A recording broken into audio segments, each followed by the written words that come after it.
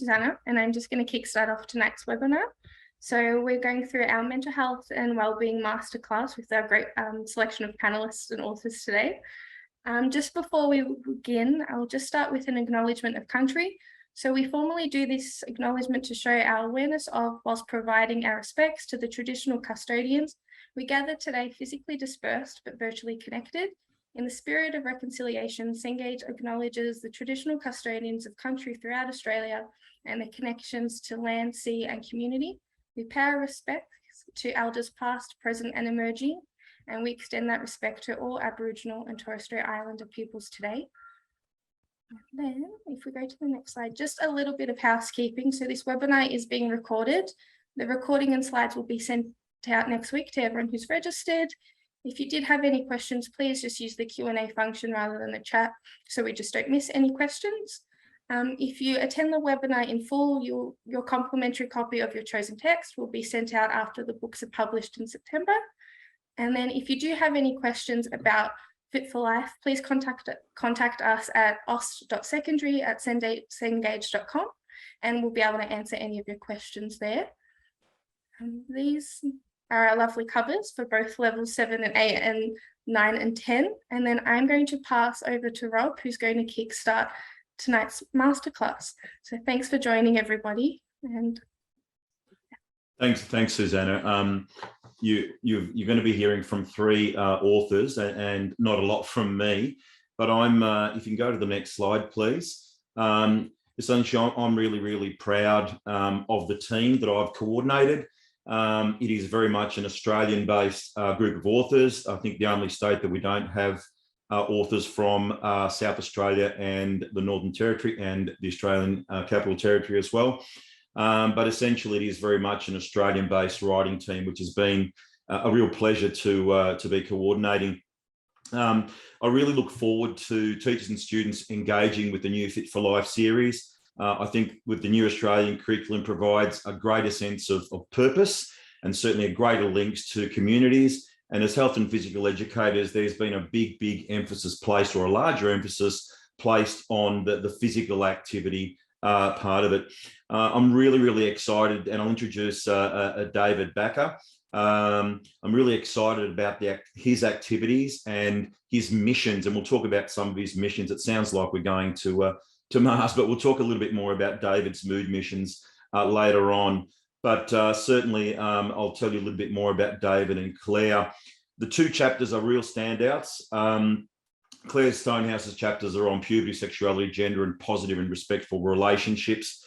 And both David and Claire's chapters, along with the others in the Fit for Life series, are really going to open up a lot of respectful conversations about mental health, and in Claire's chapter, sexuality. So if we can go to the next slide, please. So before I do that, I think I'll actually tell a little bit more about David, and David probably could have done a few of his comedy skits. David is a clinical psychologist. He's based in Hobart. He works in private practice, and he is a lecturer at the University of Tasmania. He has a real passion for mental health and wellbeing, and especially in primary and secondary settings. He's been involved in the development of 2 apps, Mood Prism and Mood Mission, and I'll let him tell you a little bit more about Mood Mission and its sort of place in the Australian curriculum and in the Fit for Life series. But essentially, as I said too, comedy is a really big part of health and wellbeing. And David actually is a stand-up comedian, and he has been involved in Mental Health Week and the Comedy Roadshow around Tasmania. And I know that we've got a few Tasmanian teachers who will either be present or hear the recording later on. So you're probably familiar with David's work on both those sort of settings. Claire is also a lecturer at Deakin, and she's at Deakin University, and she lectures in health and student wellbeing and sexuality education. She's really busy, and as well as lecturing at Deakin Uni, she's completing her PhD. And I think she's that close to almost finishing it. You can see her acknowledging there, and a big sigh of relief. A lot of energy and effort's gone into that PhD. She has authored numerous articles and books on health, wellbeing, and adolescent sexuality, and she's widely recognised as a curriculum expert in those areas. She's keenly sought by state education authorities, and she's in Victoria. And I know that a lot of people are sort of tapping on her door and sort of asking for her advice and her expertise when it comes around best teaching practices and community engagement. You're all familiar with the CARA and the new or the latest version of the Australian curriculum. And I'm really, really excited that they've actually stripped it back a lot and made it a lot more user-friendly. It strengthens the explicit teaching of consent and respectful relationships from F to 10 in a lot of age-appropriate ways. It also has a stronger focus on students being physically active, so putting the physical back into health and physical education. And there's a lot of increased content that focuses on activity in natural and outdoor settings. And I think a lot of our colleagues in Queensland would certainly appreciate that, having access to a lot of those settings where they can actually teach a lot of what we're going to be talking about. As I mentioned, the Fit for Life series has been rewritten by practitioners across 5 states. They've all been really, really mindful of including contemporary and real world examples, up-to-date information. So I don't think you can get any more current than a lot of the ABS information that was released publicly in June. The Australian Institute of Health and Wellbeing, a lot of their most recent 2020, 2021 findings, and a lot of other resources have gone into this current series. We're all wanting COVID to be behind us, and it's had a significant impact on the way that we teach and on the way that students learn. And we have deliberately included the impact that COVID has had on learning and on health and wellbeing in the latest Fit for Life series. So let's move on to the next slide. Thanks, Kathy.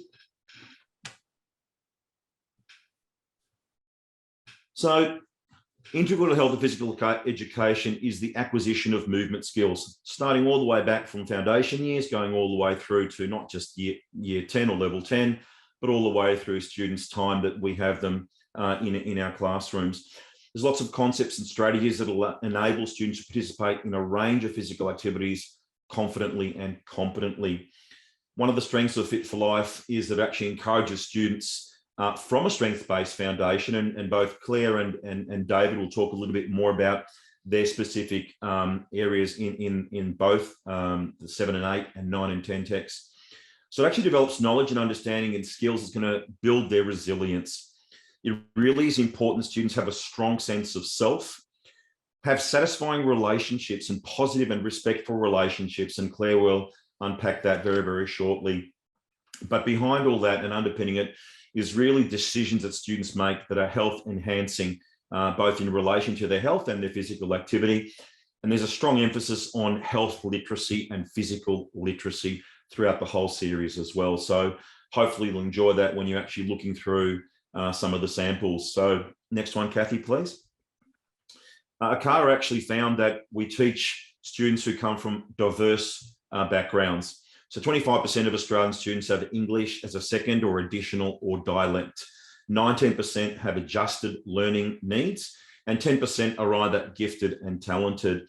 And I'll get, I don't know which one of the team will talk about it from Cengage, but I'm really, really excited that the new LMS platform that allows teachers to basically tailor the coursework to their school, to their student needs. So it's not a one size fits all. It's not a static textbook, and the digital version will certainly provide educators with a great deal of flexibility.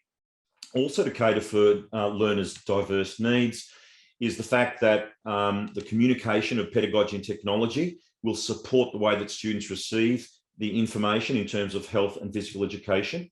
And if you go down to the third dot point there, personal care, health and safety. So the concepts and content that are covered throughout the Fit for Life series will actually allow them to develop a lot of those capabilities that we're all trying to get through our students. One of the big strengths, and people who have reviewed the Fit for Life series, is that it makes extensive use of cognitive verbs. And I'll let the Cengage team talk about the new digital LMS and the flexibility that's going to provide educators. So without further ado, I think I'm going to hand over to Claire. Thank you so much, Rob. I really appreciate it. And welcome and thank you to all of you who are here, and or to all of you who've worked so hard over the last 2 years to manage the difficulties of COVID, the online learning environments, but also the return to work and return to the challenges that you've had to, put up with, I guess, with students coming back. And most importantly, thank you for your dedication in this area of mental health. It's, the students wouldn't have survived without you as teachers. I'm really keen to make mental health accessible. So I have had the privilege of writing these chapters, and over the course of developing new editions, we feel that they've just improved and improved because health education has remained fairly constant over time, but it's the ability to talk about issues that are becoming more and more diverse in different schooling environments. So we're lucky that we're able to talk about some really sort of hard-hitting things that are actually impacting students. And I think, COVID has really changed that, which is great. Obviously, health ed is an area that students are usually really interested in. They listen up when they're in class. So we do have, start off with a fair engagement, I think. But students find it interesting, and they often thrive in those areas because they're able to discuss a real life events that come. We can't change the world, obviously, but we can really we can build those strong relationships with students and to help them make lifelong changes as individuals. It's always been about teaching knowledge, understanding and skills, and like in any subject, but I think the skills that we teach in health ed are, so important for real life situations. And the groans that you get when you want to initiate a role play, I love them, but, evidence shows us that those role plays they give students in real life situations, they give students practice at developing those skills. And so as they mature and, increase those skills, they're more likely to make good choices or to help others or whatever it is in those situations. So things like saying no or getting out of unsafe situations become much easier for them because they've got the negotiation skills or there's so many that we could choose. I think the pedagogical approaches used in this book give students a really good opportunity to explore so many different scenarios and things that they've never thought of before. So we pose different questions. This sort of extends their repertoire for being able to deal with those situations.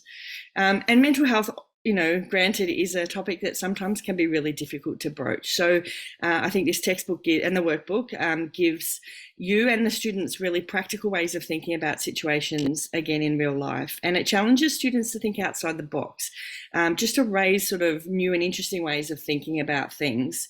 And they see, what other people are dealing with as well.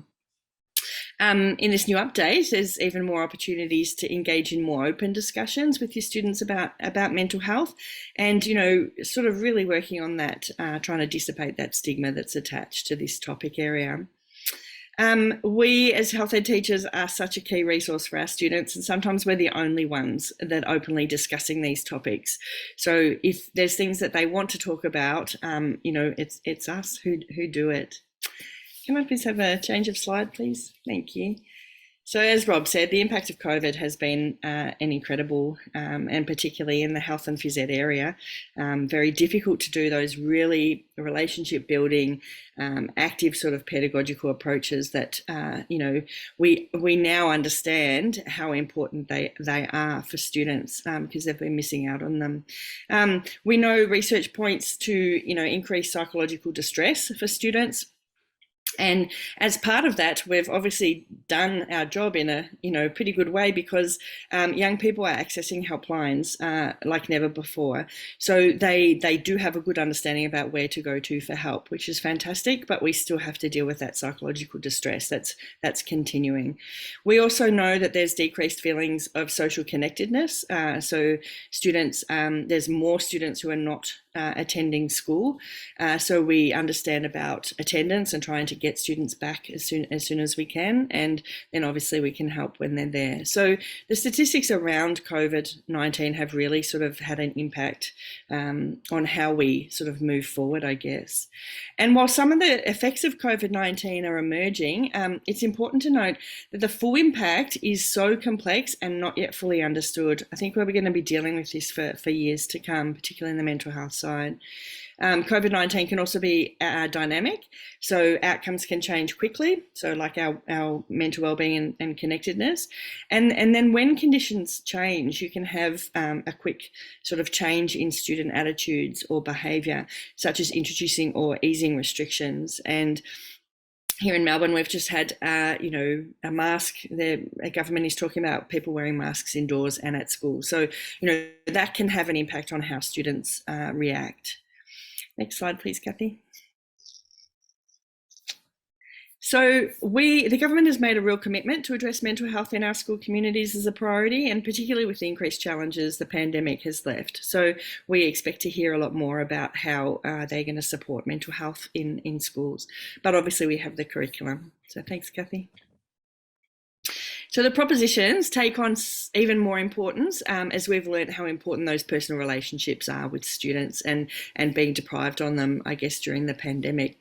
As an example, we take an evidence-based approach and we allow students to really see what's happening here in Australia, across Australia, and how schools are dealing with the issues. So they're given further opportunities to evaluate own school practice and introduce sort of important parts of health promotion. This is really good, we think, because it enables them to start off if they're going to choose H&HD later on, they're learning the language that's relevant in that senior study area. So they're getting a head start. In developing health literacy, knowing, understanding and being able to access options for help for both self and others has really been an integral part of this curriculum here in Australia.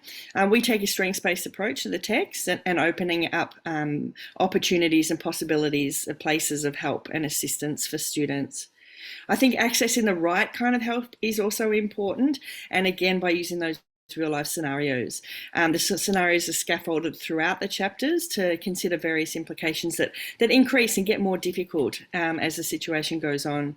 In this case, they're faced with additional stresses in their decisions.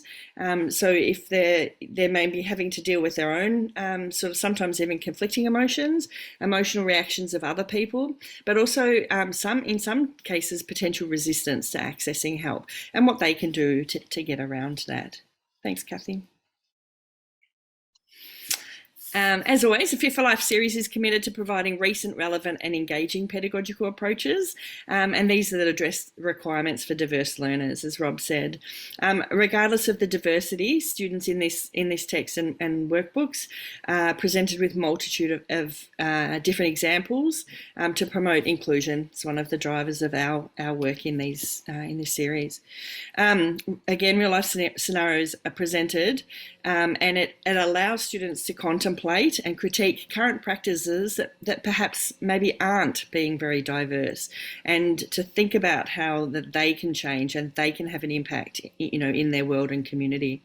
That allows you as a teacher to get a good understanding of where your students are at, possibly could use as pre or post test assessments, and then the discussions there can go as wide and as varied as you like, just as the time can be as varied as you have to spend on it. Thanks, Kathy. So we've always included First Nation Australians in our series, and with the push from the new Australian curriculum, there are even more throughout the book. So we've taken into consideration the 8 ways of Aboriginal learning pedagogical framework, and this will assist in making classrooms and lessons both relevant and engaging, particularly for our First Nations Australians, but for all. These 8 ways of learning, if you've read them, they're really good ways to be engaging for all students. Thanks, Kathy. Oh, you already got it. As an example for in terms of a whole school approach, we address these using the health promoting schools framework, and we have examples where students can access and evaluate school policies and school practices in their own schools and look at partnerships that they have. So identifying protective and risk factors, really important, and where students can identify where improvements can be made. This can then lead to discussions on health promotion and what students can do to improve, again, their own school environment and even the community in terms of ensuring safety and inclusion. Stigma is also addressed throughout the text, and particularly in the mental health chapter. We give students many opportunities to talk about mental health in non-confronting ways, which ensure they're thinking about these issues from many different angles and intersectionalities. In setting up safe and inclusive spaces through earlier topics, the students have the opportunity to be heard and also hear others. I think it's really important we maintain an ethical care of self and a care for others frame to be able to build those networks and relationships in our schools. Sometimes it's easier in mental health for a friend to pick up that someone's suffering than for someone to admit to themselves or to others. We also acknowledge for the year 9 and 10 cohorts that it's important that they have an understanding of the step up they're going to take between year 10 and year 11 into VCE or whatever pathway they choose. So if we're proactive and we start to think about these issues now, we'll help that transition. They can start to identify signs and symptoms of mental health issues in themselves and others and know that it's acceptable to ask for help. So in terms of stress, and David will be talking about some of those strategies, that they can have things for themselves to self-soothe, but they can also ask for help as well. Thanks, Kathy. We also obviously talk to general capabilities and cross-curricular approaches. I think our pedagogical approaches include lots of fun activities that can allow students space to relax, but still operate using all of the general capabilities. And then we also cross over obviously into other learning areas. So, whatever it is, students are encouraged to think outside the box. Thanks, Kathy. And again, a really, important part is those resources that are available for students and that they learn about and even access in some situations to be able to understand where to go to for help if they can't find what they need within the school. So thank you for your time, and I'm going to pass you over to David, who's going to explain his part, which has been an incredible part in our last edition that's really supported the work that we do in the curriculum. Thank you, David. Thank you, Claire.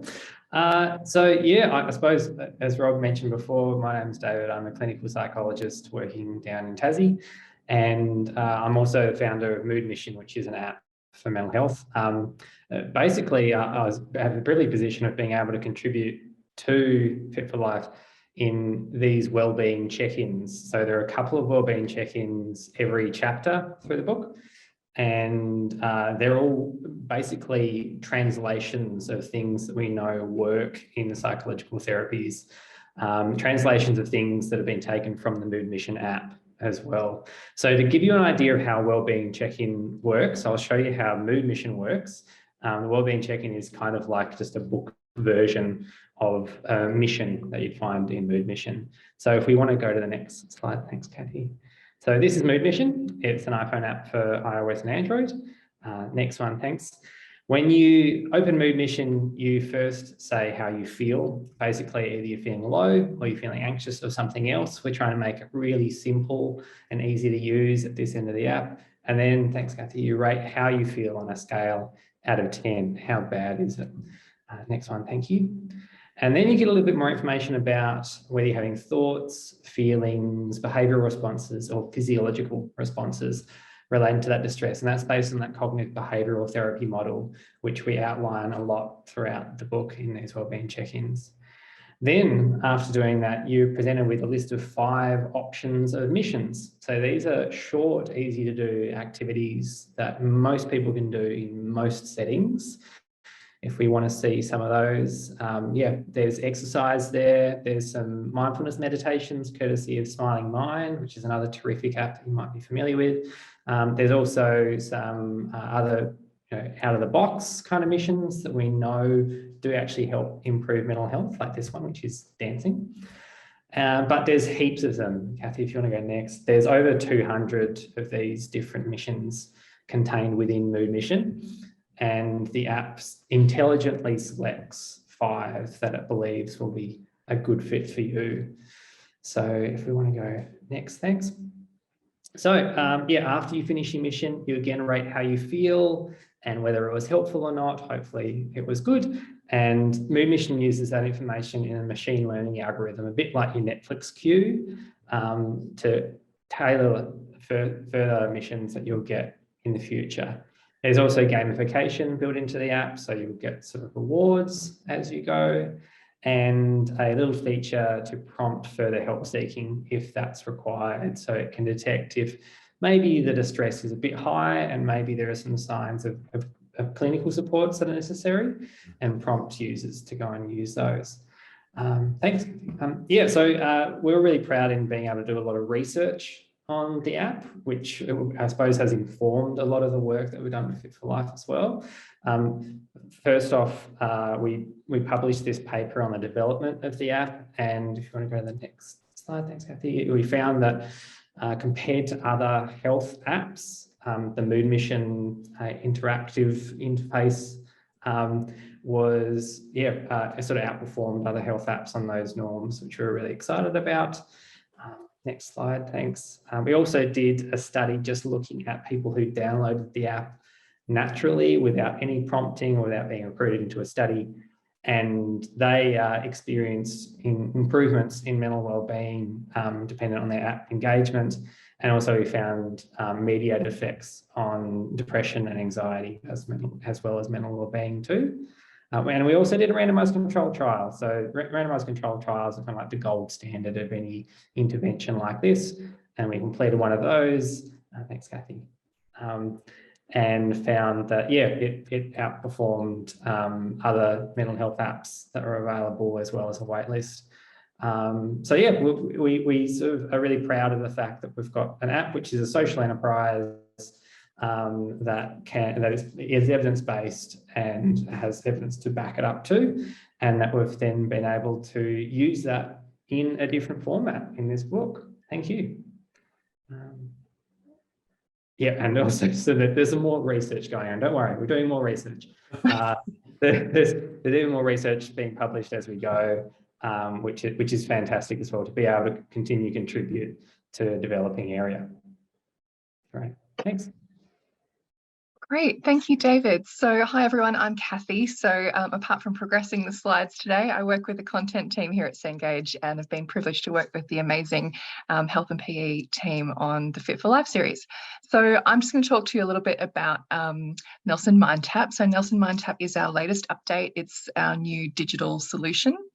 And although it doesn't include access to David's app, we do, as David said, feature segments from the app, the Wellbeing check-ins, in the books and the online material. And you can access it via the QR code at the front of the book. So MindTap really is essentially like your ebook and resources all in the one place, with assessment. So learning that puts you at the centre is our mission, and that is students and teachers. So we talked a lot today about our students' health and wellbeing, and we hope this is going to make your life a little bit easier as well as teachers.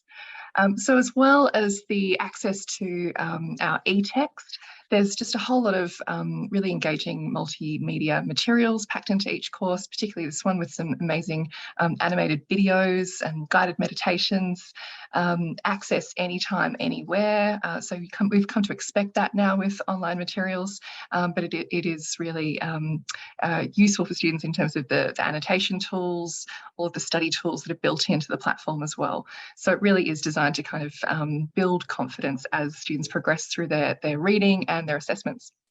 For teachers, there's a whole heap of features. I'm just going to unpack a few of them today. And if you'd like to see more, you can always book a demo with one of our sales teams.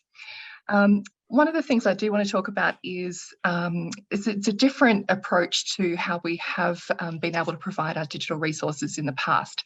So really the learning sequence in Nelson MindTap is based around point of use. So it's not all kind of gathered around, say, a chapter. We're trying to make things much easier to find and make sure that students have the right mix of learning content and practicing their skills as they go through the course. So as I said before, lots and lots of really rich, engaging multimodal content in there and assessment, just making it easier to find things. You can also customize the course entirely yourself. So again, I think this is the first time we've been able to offer this, and I think in terms of how you want to teach the course, you can organize based on your timetable, based on content that you might feel is too sensitive for your students that you want to hide, or you might want to add links to your own worksheets, to your own materials that you've developed or assessments you've developed. So that's all possible within the course customization feature of Nelson MindTap for teachers. One other point I really want to talk about is something that's student-facing in the e-text. We're now able to offer this reading level toggle. So you can see there the grade level view and the modified text view.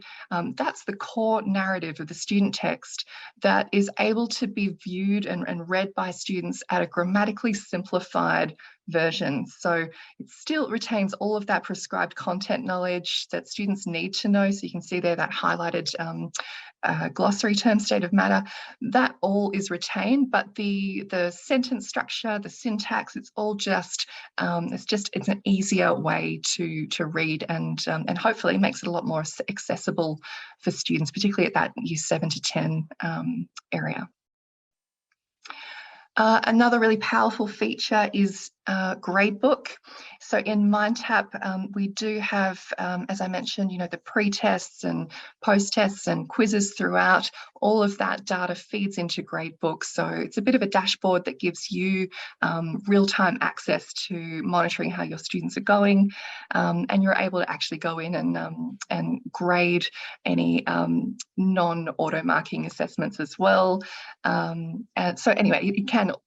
It'll sync to your LMS as well if you want to do that, or you can download a CSV. So that is just a whistle-stop tour of Nelson MindTap, and now I'm going to hand over to Amanda Cunningham, who's going to talk to you about our pricing and availability. Hi. As you can see on this slide, all of our books will be fully published by November of this year. You can see the publication dates. We have a printed student book, which includes access to Nelson MindTap.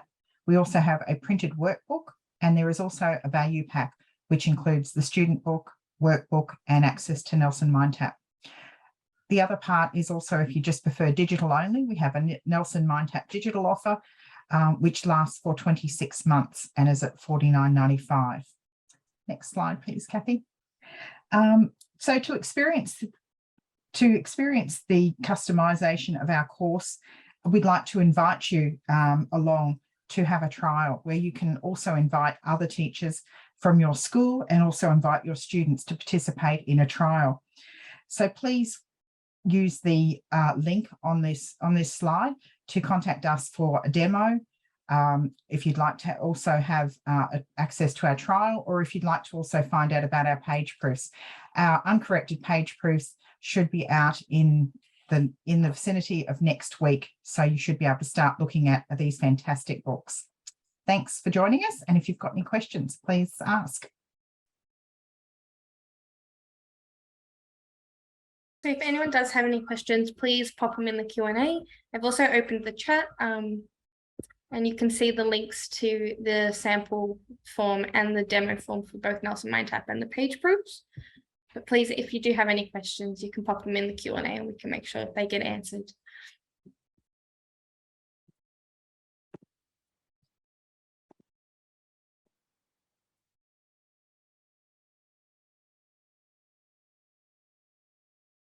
You can hang tight for maybe a minute or two in case there's any last minute questions, or if anyone had any other comments. And if not, we can finish up early this evening. I just want to jump in and take this opportunity to say a huge thank you to all of our presenters, Rob, Claire, David. It's such a pleasure working with you guys, and you can just tell how passionate you are about this area. So it's an absolute privilege to have you on the line today. Thanks to Susanna, who's been doing an amazing job facilitating for today and also organising all of our marketing and registrations, and for Amanda for joining us.